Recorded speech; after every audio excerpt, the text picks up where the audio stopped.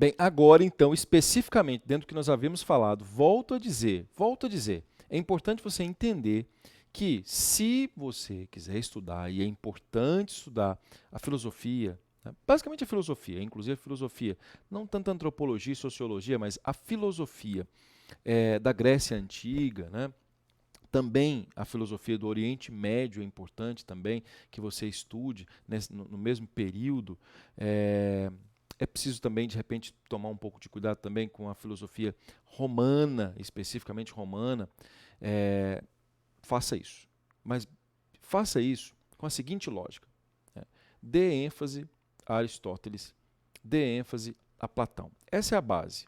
Se você der ênfase a Aristóteles e a Platão, algumas perspectivas aristotélicas, por exemplo, como perspectiva ligada à lógica democrática, visão democrática aristotélica, e também na perspectiva de Platão, ligado também à lógica de estruturação da república em si e à lógica, por que não dizer ontológica, platônica, quando se fala na ótica da caverna.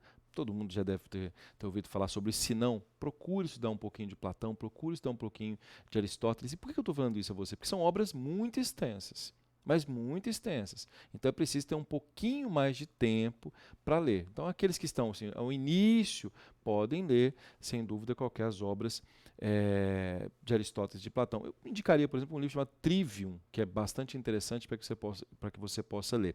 Mas já conhecer as ideias de Platão e de Aristóteles, já muito discutidas, muito, digamos, refletidas por alguns intelectuais, ou a maioria dos intelectuais que nós já conhecemos na chamada modernidade, acho que já ajuda bastante. Aí você vai verificando. Em relação à questão da literatura, com a Ilíada e a Odisseia, também indicaria você a leitura. Há obras muitas, é muito complexo dizer a você, leia isso. Então, mas eu vou começar de uma perspectiva mais técnica, que começa nessa ótica da sociologia com base no conflitismo. Eu quero estudar com você a lógica do conflito em si. Essa é a lógica. A nossa lógica é, vamos partir de aspectos de conflito. E aí eu quero partir, então, dessa ótica da Idade Média. Então, quem você teria que ler pensando na sociologia? Quem você teria que ler? Vamos lá, venha comigo. Nessa construção sociológica, o primeiro que você tem que ler é Maquiavel. E, basicamente, começar a estudar a Maquiavel sob a ótica, principalmente, da relação do Estado. Maquiavel escreveu um livro, esse livro foi o livro que eu mais li na minha vida. Eu li esse livro chamado O Príncipe 13 vezes. 13 vezes. Eu li essa obra 13 vezes. Então eu não fiz só leitura analítica, não. Eu fiz várias leituras. A ressignificativa ou ressignificadora até hoje eu faço. Vou ler pela 14ª vez. O Príncipe é um livro extraordinário, escrito por Nicolau Maquiavel, codinome, inclusive. Maquiavel tem uma percepção em relação à questão do Estado, que hoje nós temos digamos assim, uma ótica, né, pejorativa. Fulano é maquiavélico, significa dizer que alguém é mau. Mas não é. Na verdade, o que ele faz é uma carta para um príncipe especificamente, por isso o nome do livro é O Príncipe, você vai saber que príncipe é esse. Tente ler um pouco mais sobre a obra, o que eu estou indicando aqui a você é a leitura, sobre como manter ou como fazer a estrutura de unificação italiana. Essa é a percepção. A Itália, você sabe, a Itália veio se unificar, entre aspas, recentemente, né, há alguns séculos. A Itália não era unificada, foi um dos últimos países a ser unificado, inclusive tanto a Itália quanto a Alemanha, né, dois países que se unificaram tardiamente comparados, por exemplo, à lógica da França. Né? Então, o que se pode afirmar é que Maquiavel ele trabalha realmente a percepção de como o Estado pode ser mantido. E o Estado, segundo Maquiavel, tinha que ser mantido pelo príncipe e com a lógica da força. Ele trabalha muito essa perspectiva da lógica da força. O príncipe tinha que ser temido. Essa é a base do temor. E aí essa percepção maquiavélica é uma percepção que está intimamente ligada a essa perspectiva da Idade Média. Bem, existe uma lógica que é a lógica do conflitismo iluminista. Eu estudaria isso se fosse você. Nós temos o conflitismo medieval, ou quase que não é pré-iluminista, com Maquiavel, mas medieval. Lembre-se, nós estamos falando do momento histórico muito importante, que é o momento histórico de formação de estados nacionais. Repito, de formação de estados nacionais. E quando se fala em formação de estado nacional, é sempre algo muito complexo. Você vai falar, por exemplo, da formação do nosso estado nacional, estudando história, pensando na história do Brasil. Pega a Guerra do Paraguai, final do século XIX, por exemplo. O Brasil, não sei se você sabe, é um país absolutamente expansionista. O Império Brasileiro invadiu o Uruguai. Você sabia que o Brasil invadiu o Uruguai? Em razão da invasão uruguaia brasileira, surgiu uma guerra chamada Guerra do Paraguai, em que Brasil, Argentina e Uruguai lutaram contra o Solano Lopes, que foi um ditador, né, vamos colocar assim, paraguaio. E, de repente, se o Brasil tivesse perdido, se não fosse o Duque de Caxias, digamos assim, alguns até dizem, professor, não vou dizer se fosse, eu diria sim, sabe, que se não fosse o Duque de Caxias, a habilidade do Duque de Caxias, naquela época, talvez o Brasil hoje não tivesse a mesma configuração que tem, porque você sabe que ocorreu depois você sabe, o Uruguai já foi Brasil, hein? Por pouco tempo, mas já foi Brasil. O Uruguai conseguiu a independência do Brasil. Depois ocorreu o quê? Uma outra guerra, a Guerra dos Farrapos. Queria que o Rio Grande do Sul fosse independente do Brasil. Talvez o Rio Grande do Sul não tivesse nem fizesse parte do Brasil. Notaram como esse detalhe é interessante? Então, essa relação histórica pode ser explicada pela percepção maquiavélica, né? O nosso príncipe, por exemplo, o nosso rei à época, você sabe perfeitamente, nós tivemos problemas, principalmente com os Pedros aqui em relação a eu não diria credibilidade, eu diria de unificação de Estado, né? Nós tivemos um início conturbado da nossa independência, que fez com que o Brasil não tivesse assim, tanta credibilidade e era o maior país da América do Sul, desde aquela época, e esse maior país da América do Sul era o único império. Então, veja, nós tivemos problemas que talvez, se nós tivéssemos lido Maquiavel, não tivéssemos tido. Né? Porque Maquiavel trabalha a ideia do príncipe, se de repente nosso príncipe tivesse lido, nosso príncipe entre aspas, né?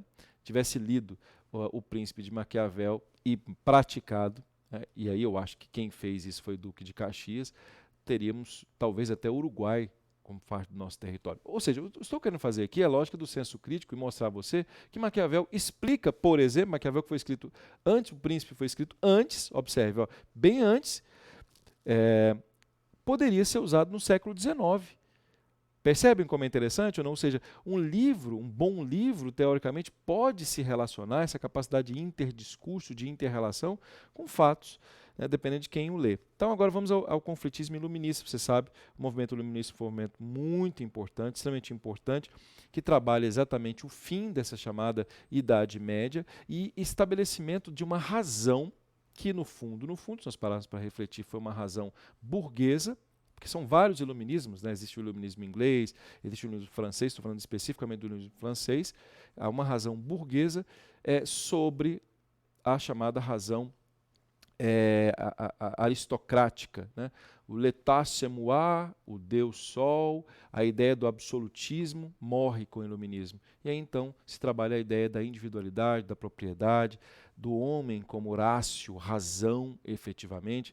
Agora é claro que existem muitas críticas a serem feitas sob a perspectiva do iluminismo, mas isso nós vamos trabalhar nos temas mais à frente. Gente, todos os temas, só para você saber, vão ser trabalhados por mim e por outros professores, como por exemplo o professor Nid Bueno, que trabalhará com vocês alguns temas extraordinários. Sob a perspectiva temática, nós vamos trabalhar mais à frente. Aqui eu quero mostrar assim, o que você tem que ler efetivamente. Então, sob essa ótica do conflitismo iluminista, é bom ler Thomas Hobbes. Não ler Hobbes é um perigo, sabe?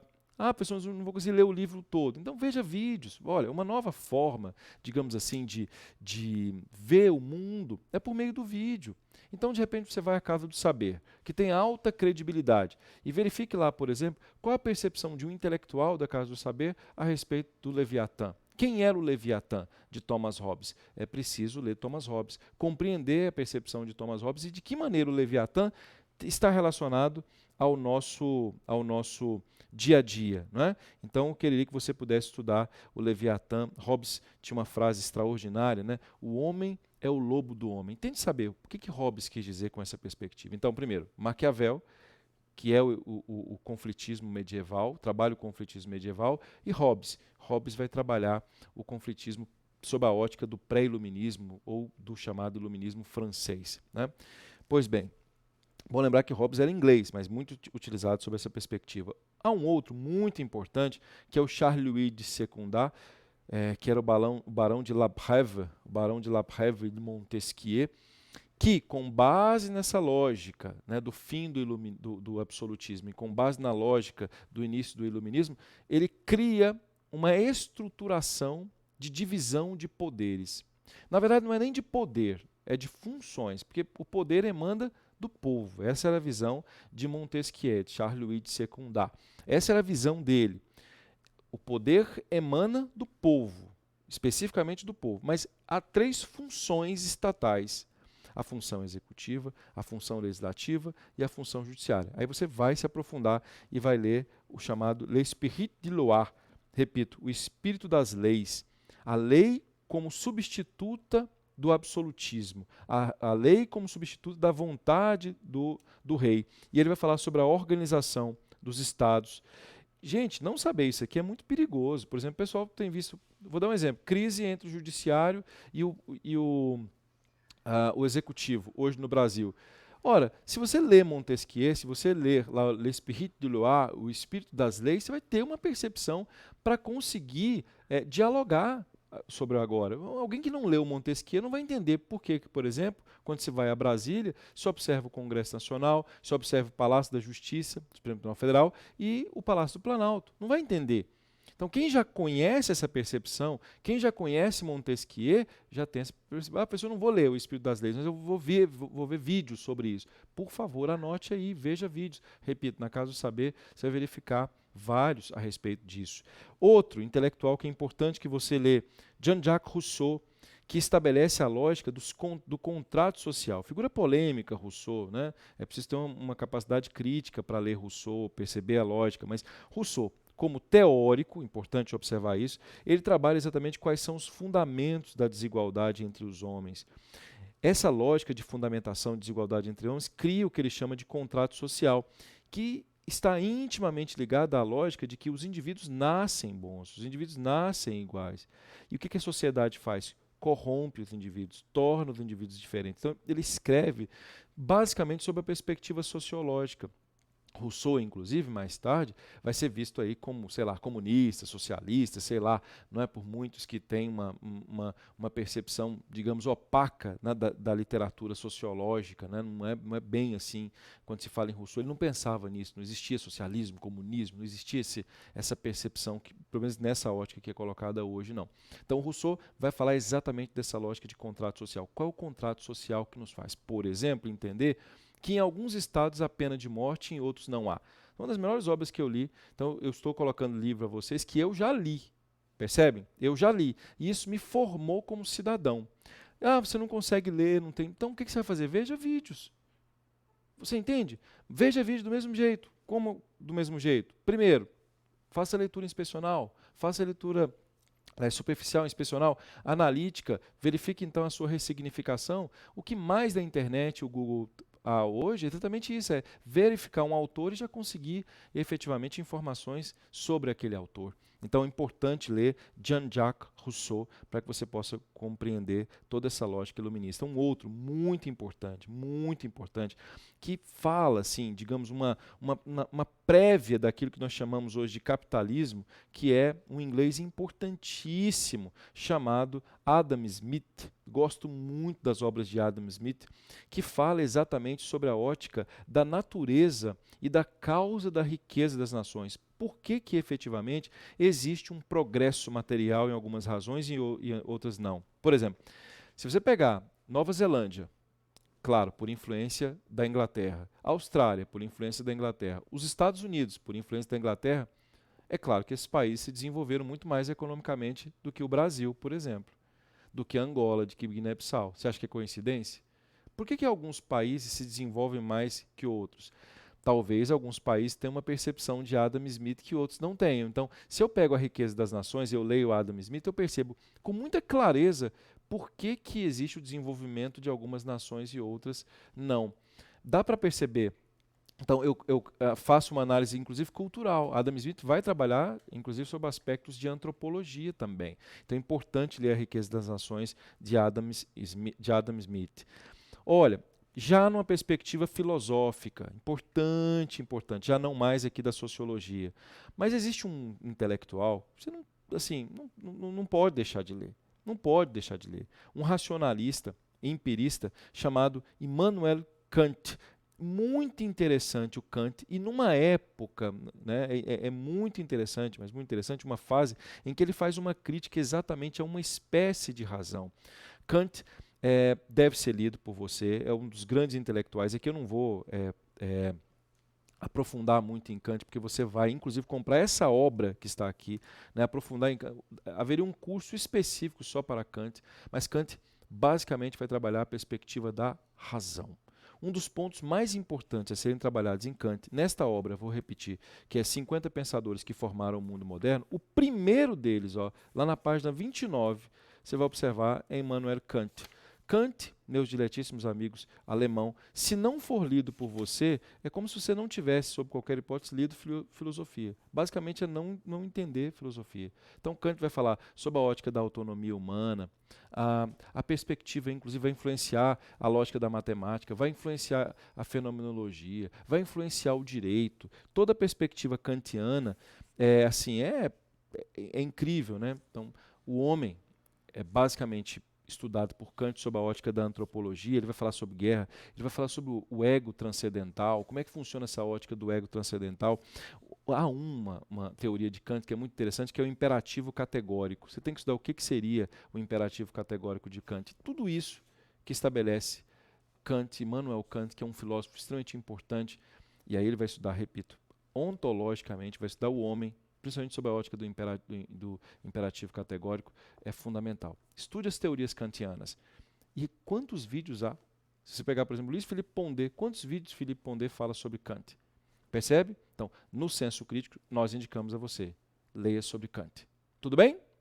Bem, amigos, nós vamos dar continuidade na próxima aula para falar sobre positivismo sob a ótica da sociologia, para trabalharmos mais autores com vocês, ok?